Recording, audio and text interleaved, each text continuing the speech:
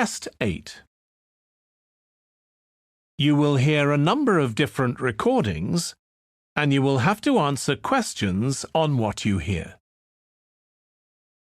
There will be time for you to read the instructions and questions, and you will have a chance to check your work. All the recordings will be played once only. The test is in 4 sections. At the end of the test, you will be given 10 minutes to transfer your answers to an answer sheet. Now turn to Section 1.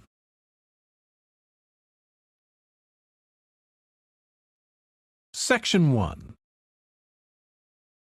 You will hear a telephone conversation between a woman who is looking for a job and a man from a company that organizes cycling holidays.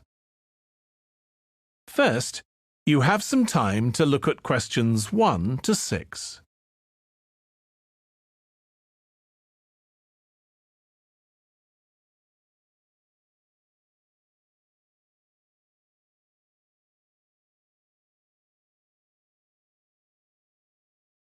Now we shall begin. You should answer the questions as you listen because you will not hear the recording a second time. Listen carefully and answer questions 1 to 6. Hello, Pembroke Cycling Holidays. Bob speaking. Oh, hello. I've seen your advert for people to lead cycle trips. Are you the right person to speak to? Yes, I am. Could I have your name, please? It's Margaret Smith. Are you looking for a permanent job, Margaret? No, temporary. I've got a permanent job starting in a few months' time, and I want to do something else until then. What work do you do? This will probably sound crazy.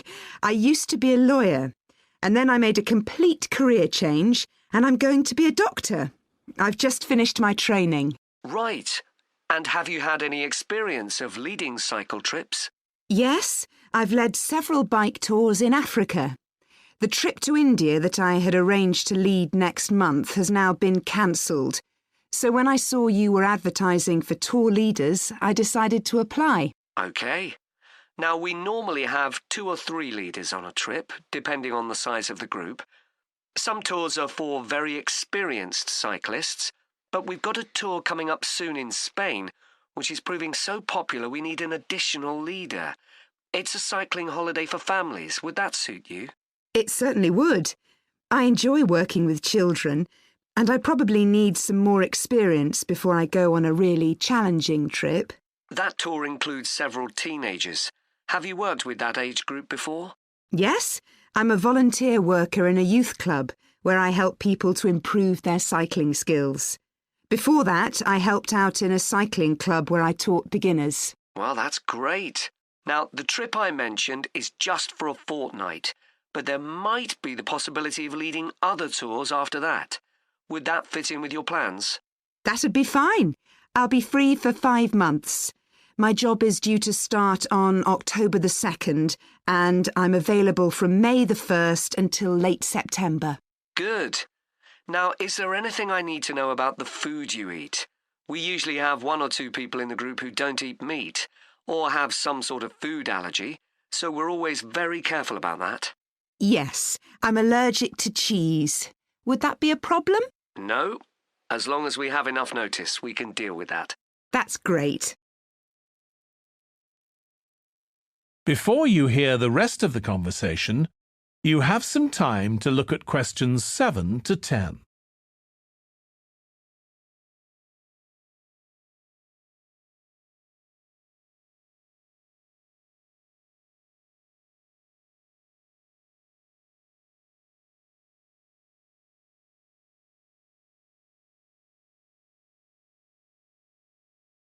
Now listen and answer questions 7 to 10.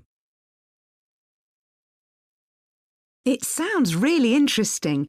Would you like me to fill in an application form? Yes, please. Where should I post it to? Could you send it to 27 Arbuthnot Place, Arbuthnot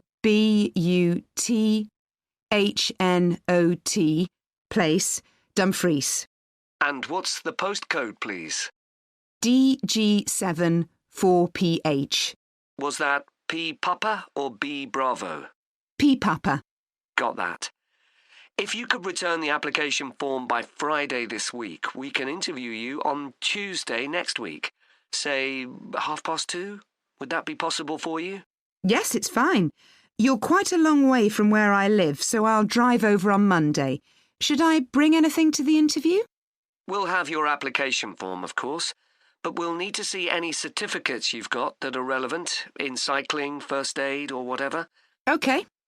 And at the interview, we'd like to find out about your experience of being a tour guide.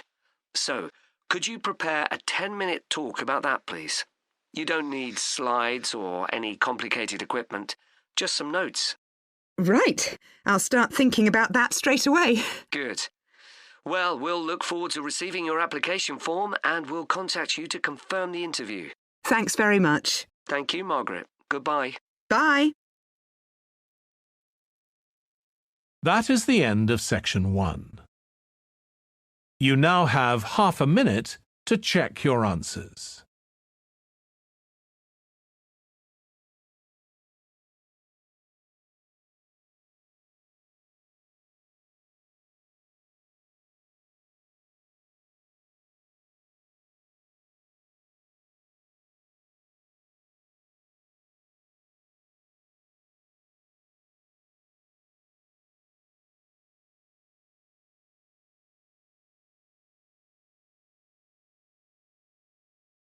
Now turn to section 2.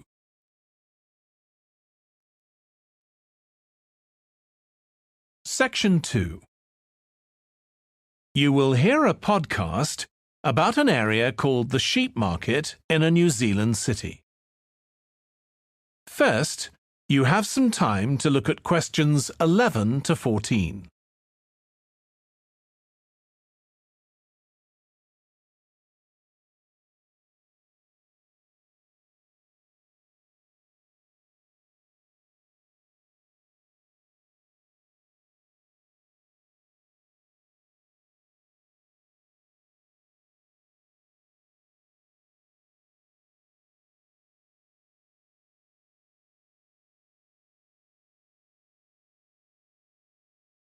Now listen carefully and answer questions 11 to 14.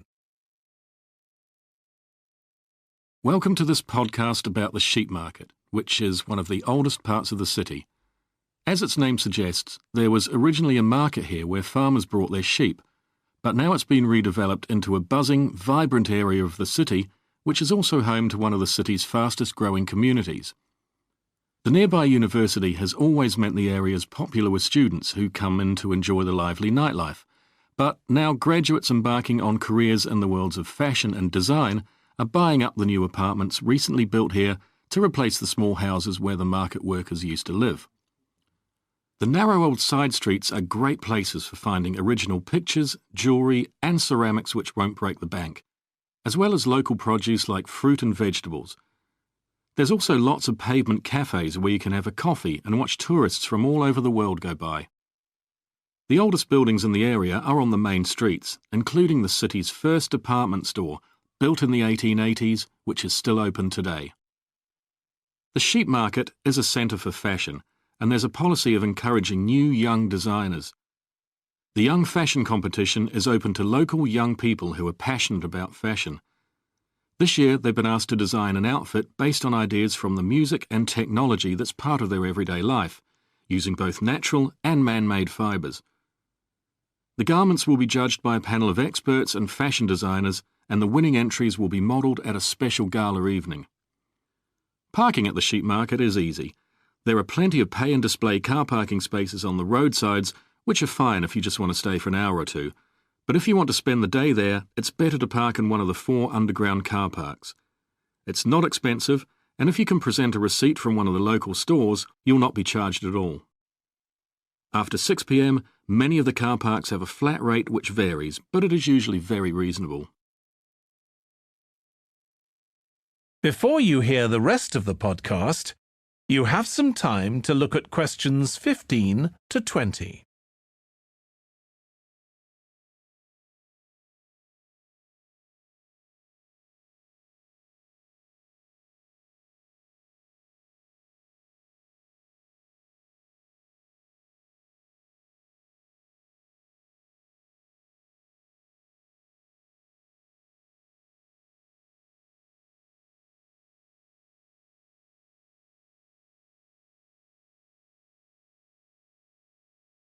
Now listen and answer questions 15 to 20. The sheep market is one of the main centres for art and history in the whole of the country. If you look at our map, you'll see some of the main attractions there. Most visitors start from Crawley Road at the bottom of the map. The Reynolds House is one of the oldest houses in the city and is open to the public. It's on the north side of Crawley Road, next to the footpath that leads to the public gardens. The area is particularly interesting for its unusual sculptures. The thumb is just what its name suggests, but it's about 10 metres high. You'll see it on Hill Road, across the road from the bank. The museum's got a particularly fine collection of New Zealand landscapes. It's on the east side of the sheep market, on City Road. It's on the other side of the road from the public gardens, immediately facing the junction with Hill Road. The Contemporary Art Gallery is on a little road that leads off Station Square, not far from the public gardens. The road ends at the gallery. It doesn't go anywhere else. That's open every day except Mondays. The Warner Gallery specialises in 19th century art. It's on City Road, near the junction with Crawley Road, on the same side of the road as the public gardens. It's open on weekdays from 9 to 5 and entry is free. Finally, if you're interested in purchasing high-quality artwork, the place to go is Nucleus. You need to go from Crawley Road up through Station Square and east along Hill Road until you get to a small winding road turning off.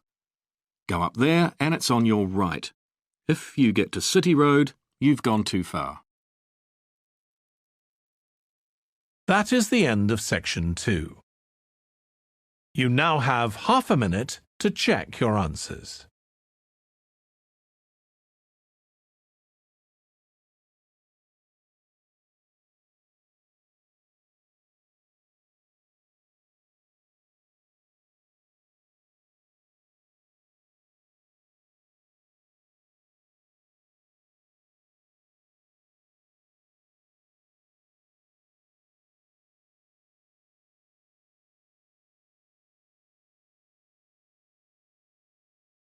Now turn to section 3.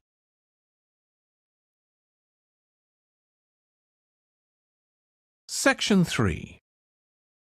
You will hear two students, Katie and Joe, discussing a presentation in their film studies course. First, you have some time to look at questions 21 to 24.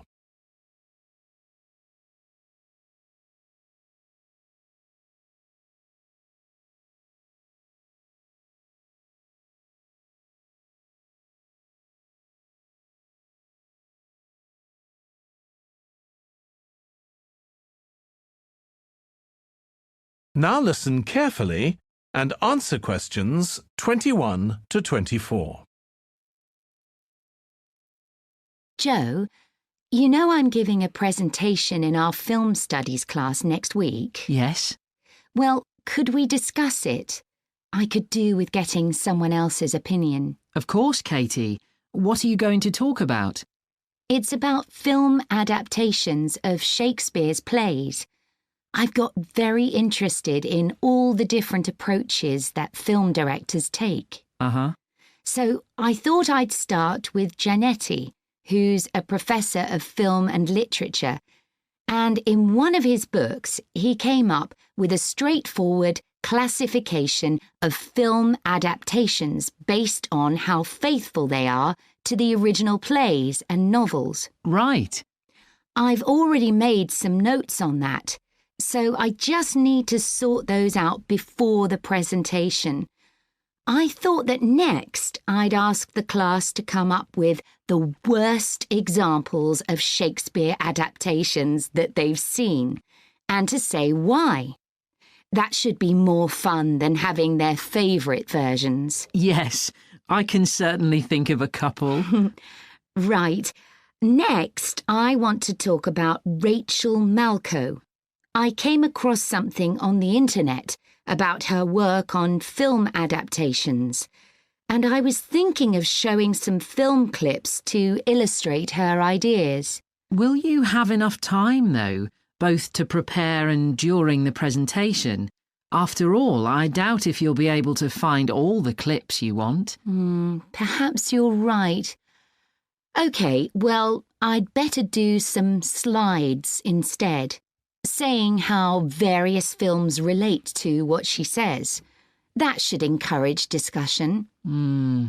Next, I want to say something about how plays may be chosen for adaptation because they're concerned with issues of the time when the film is made. You mean things like patriotism or the role of government? Exactly. It's quite tricky, but I've got a few ideas I'd like to discuss. Before you hear the rest of the discussion, you have some time to look at questions 25 to 30.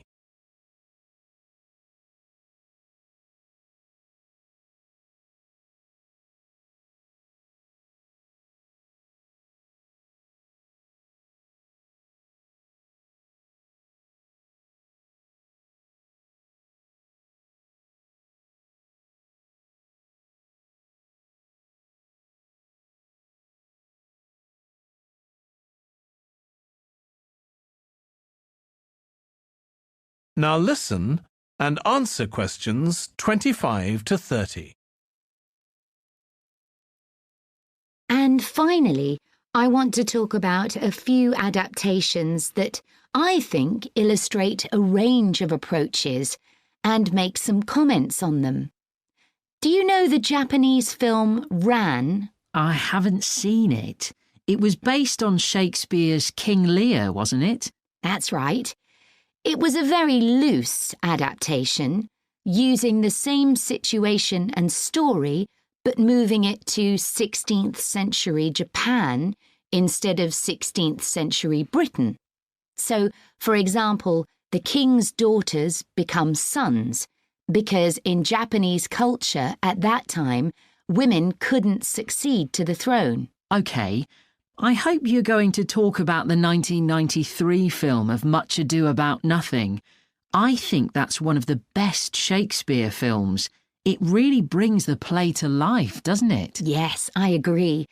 And I think filming it in Italy, where the play is set, makes you see what life was like at the time of the play. Absolutely. Right, what's next? Next, I thought Romeo and Juliet, the 1996 film, which moves the action into the present day. Yes, it worked really well, I thought, changing the two feuding families in the original to two competing business empires, even though they're speaking in the English of the original play. You'd expect it would sound really bizarre, but I found I soon got used to it. Me too. Then I thought I'd include a real Hollywood film, one that's intended to appeal to a mass commercial audience. There must be quite a number of those. Yes, but I've picked the 1996 film of Hamlet. It included every line of the text, but it's more like a typical action hero movie. There are loads of special effects, but no unifying interpretation of the play. All show and no substance. Exactly. Then there's Prospero's books, based on The Tempest. That was really innovative from a stylistic point of view. Didn't it include dance and singing and animation as well as live actors? Yes, it did. I also want to mention Looking for Richard. Did you ever see it? No, but I've read about it. It was a blend of a documentary with a few scenes from Richard III, wasn't it? That's right. It's more a way of looking into how people nowadays connect with the playwright. The play is really just the starting point.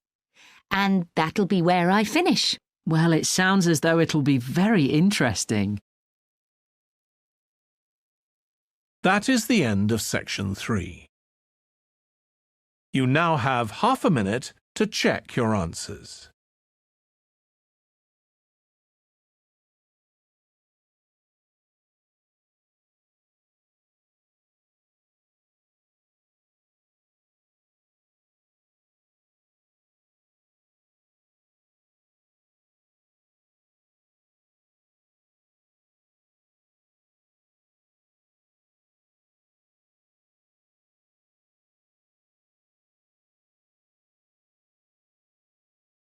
Now turn to section 4.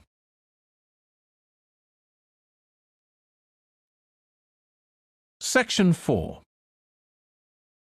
You will hear part of a lecture about noise in cities. First, you have some time to look at questions 31 to 40.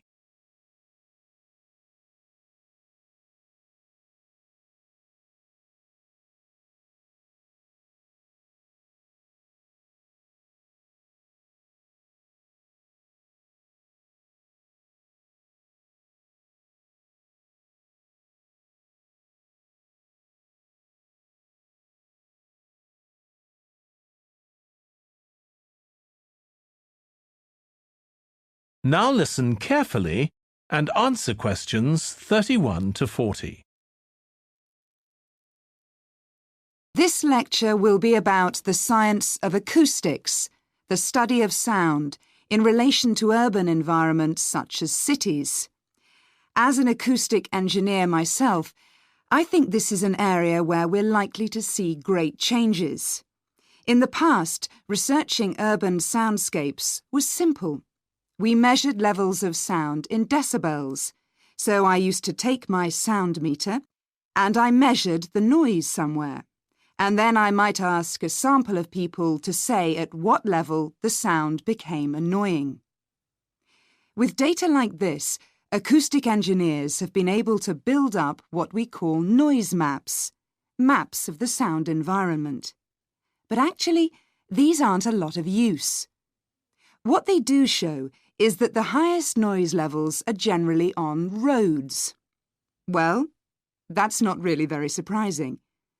But there's quite a lot going on that these maps don't show, because they can't capture the complex way that sound varies over time. So they ignore important issues such as the noise someone might hear from the open windows or gardens of their neighbours. And this sort of noise can be quite significant in summer. We don't have any databases on this sort of information.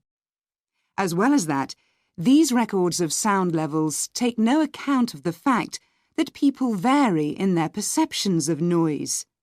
So someone like me with years of working in acoustics might be very different from you in that regard.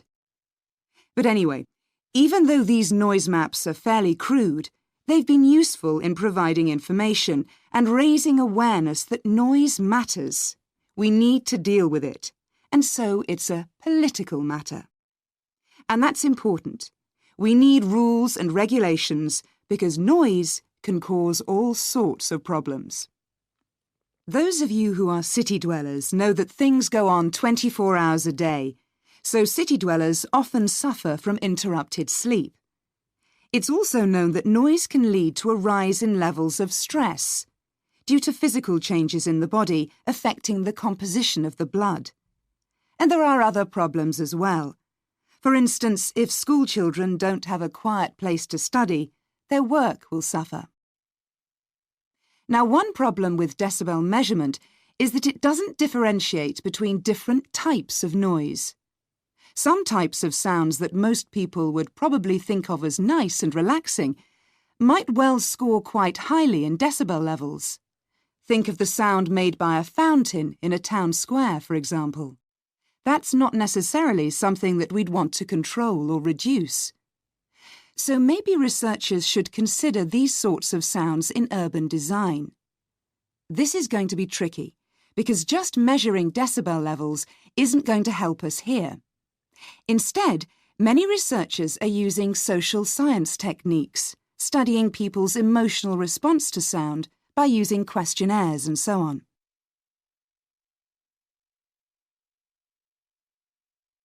So what exactly do people want to hear in an urban environment? Some recent interdisciplinary research has come out with results that at first sight seem contradictory.